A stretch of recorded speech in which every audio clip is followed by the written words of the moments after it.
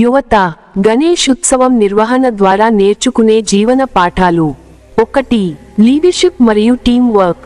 గణేష్ విగ్రహాన్ని ప్రతిష్ఠిద్దామని యువత నిర్ణయించుకున్నప్పుడు వారు స్నేహితులతో కలిసి ఒక టీంగా మారుతారు.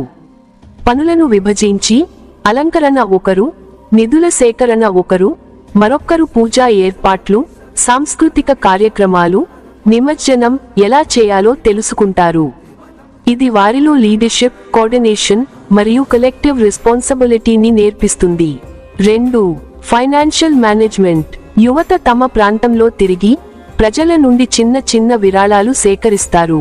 వారు బడ్జెట్ ఎలా చేయాలో, ఖాతాలను ఎలా నడపాలో, డబ్బును విగ్రహానికి ఎంత ఖర్చు చేయాలో, అలంకరణకి ఎంత, ప్రసాదం, సౌండ్ సిస్టమ్ మొదలైన వాటికి ఎంత ఖర్చు చేయాలో నేర్చుకుంటారు. ఇది జీవితంలో ఆర్థిక క్రమశిక్షణకు పునాది అవుతుంది. 3. కమ్యూనికేషన్ మరియు పబ్లిక్ రిలేషన్స్. పెద్దలతో, వ్యాపారులతో, పక్క ఇంటి వారితో విరాళాలు కోరటానికి రెస్పెక్ట్ఫుల్ లాంగ్వేజ్ అవసరం అవుతుంది. యువత సిగ్గుని దాటుకుని ఆత్మవిశ్వాసం పెంచుకుని విభిన్న వ్యక్తులతో ఎలా వ్యవహరించాలో నేర్చుకుంటారు. ఇది వారి సంపర్క నైపుణ్యాలు మరియు సమాజంతో అనుబంధంను పెంపొందిస్తుంది. 4. క్రియేటివిటీ మరియు ఇన్నోవేషన్. ప్రతి సంవత్సరం విద్యార్థులు తమ గణేష్ మండపాన్ని కొత్తగా చూపించే ప్రయత్నంలో కొత్త అలంకరణలు, కొత్త థీమ్లు, సరికొత్త సాంస్కృతిక కార్యక్రమాలు చేయిస్తుంటారు. ఇది వారిలో creativity, event management skills, problem solving skills ని పెంచుతుంది. 5. Time management. యువతలో పండుగ పనులను, చదువును బ్యాలెన్స్ చేసుకునే స్కిల్ పెరుగుతుంది. తమ రోజును ఎలా ప్లాన్ చేయాలో, పనులకు ప్రాధాన్యత ఎలా ఇవ్వాలో నేర్చుకుంటారు.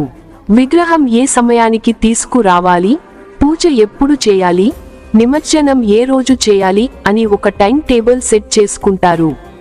ఇది వారికి క్రమశిక్షణ మరియు టైం మేనేజ్మెంట్ ని అలవాటు చేస్తుంది. 6. Social responsibility.